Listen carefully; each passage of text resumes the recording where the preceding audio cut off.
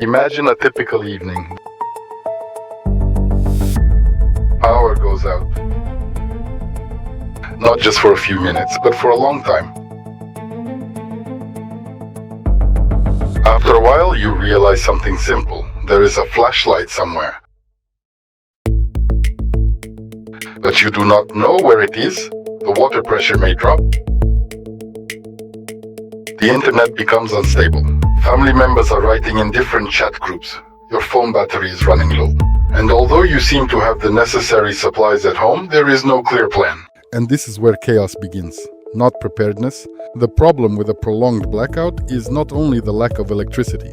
The real problem is that the systems we rely on every day start to fail one by one.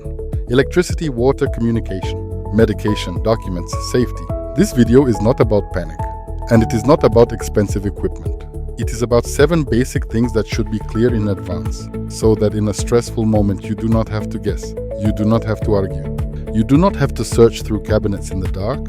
You can calmly know where everything is, how long it will last, who to contact, and what to do first.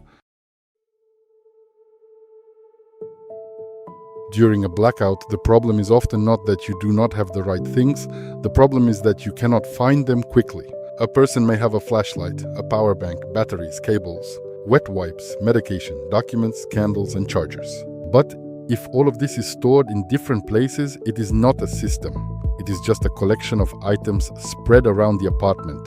While the power is on, this disorder feels normal. The flashlight is somewhere in a cabinet. The batteries are in another drawer. The cable is near the computer. The first aid kit is in the kitchen. The documents are in a folder. And the contact list exists only on the phone. But when the lights are already out, the phone is losing charge, a child is nervous, and adults start opening cabinet after cabinet, this small detail turns into chaos. This is exactly why a blackout box is useful. It does not have to be an expensive emergency kit. It does not have to be a large box. It can be a plastic container, a strong bag, a drawer on a shelf, or one separate shelf in an obvious place. The point is not the box itself, the point is having one clear place you can go to immediately after the power goes out. Inside, it is better to divide everything not beautifully, but functionally. The first group is light, a headlamp, a small handheld flashlight, spare batteries or charged rechargeable batteries, and a small LED lamp. This is what should work first, so you are not searching for everything else in the dark. The second group is communication and charging, a power bank, short cables for phones, charging adapters, a cable for the router, or a mini uninterruptible power supply if you already use one. The task here is simple. Do not waste the first minutes looking for the cable that was usually somewhere nearby.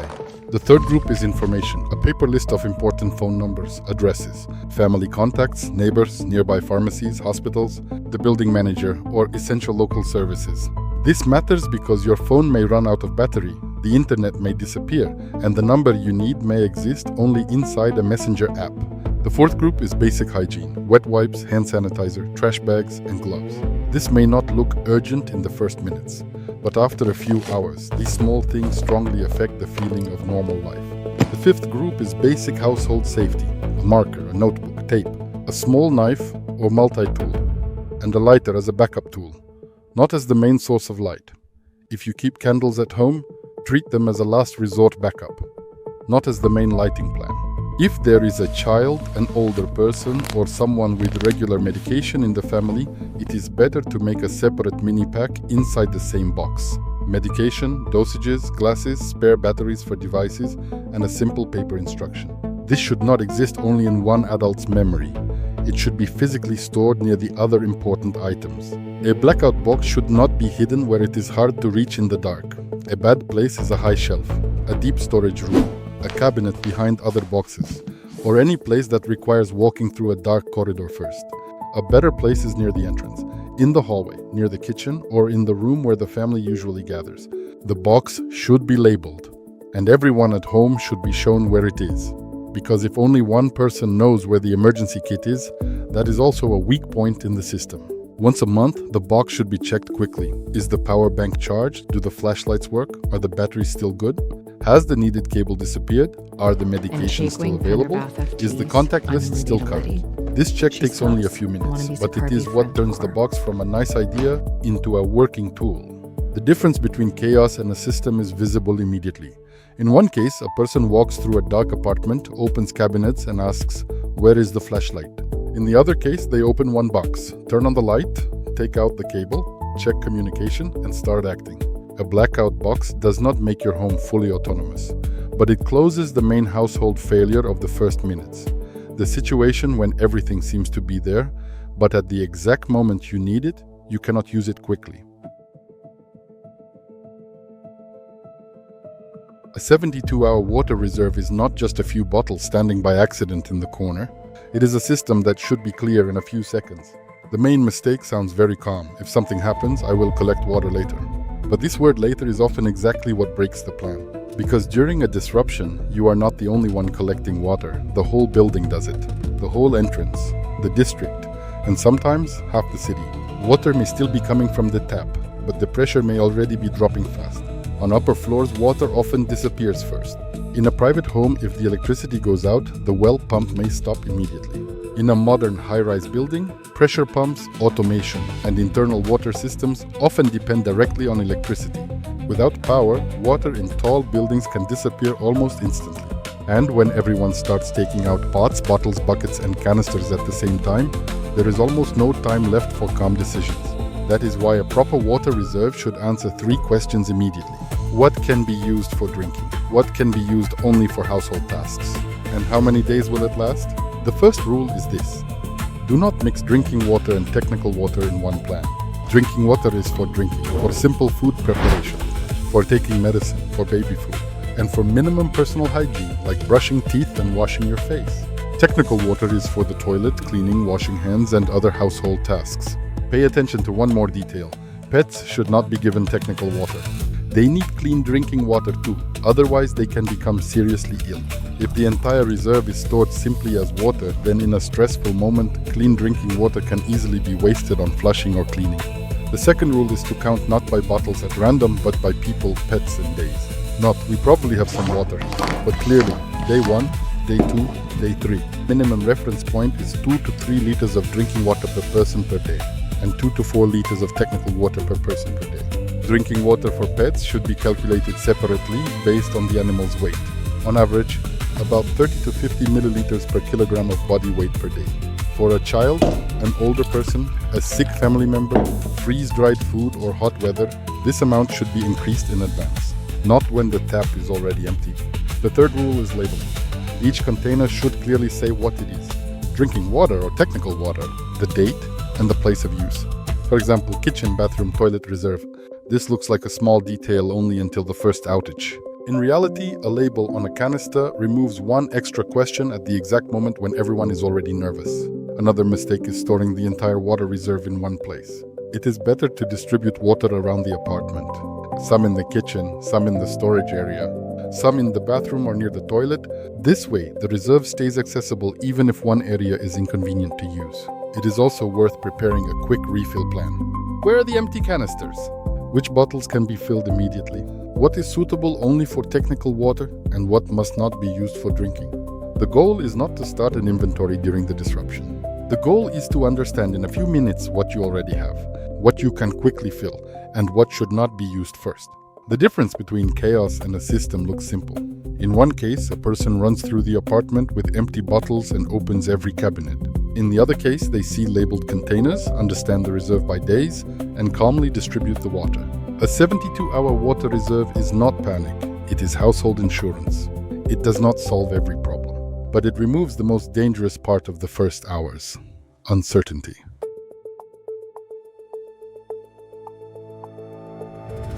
A 3-day blackout should not be lived through like one long evening. That is exactly how people usually waste their supplies incorrectly. In the first hours, it feels like you can use more light, charge all devices at once, check the internet more often, open the refrigerator one more time. Use drinking water for household tasks and eat whatever is most convenient. Everything looks harmless.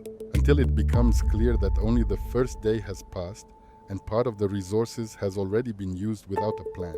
The main mistake is thinking about supplies as a pile of things. There is water, there is food, there is a power bank, there are flashlights. But for an outage that lasts several days, the more important question is different. What can be used today? What must stay for tomorrow? and what should not be touched until the third day.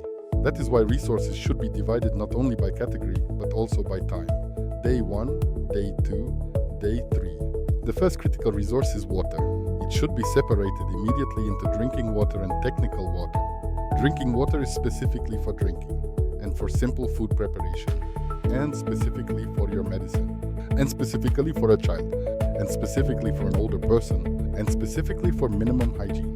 Technical water is for the toilet, washing hands, basic cleaning, and general household tasks. If this separation does not exist, drinking water quickly starts going into tasks where technical water could have been used. Pay attention to one more detail. Pets should not be given technical water. Drinking water for pets must be calculated separately and included in the family food and water reserve. But separation alone is not enough. Drinking water needs a daily limit. Not we drink as much as we need and deal with it later, but we must plan clear. How much can be used on the first day? How much must remain for the second day? And what amount should not be touched until the third day? The same rule applies to technical water. Flushing, cleaning, and washing hands should not consume the whole reserve in the first hours. The second critical resource is battery power. During a long outage, batteries should not be treated like an endless source. You do not need to charge everything at once, and you do not need to keep every device active just in case.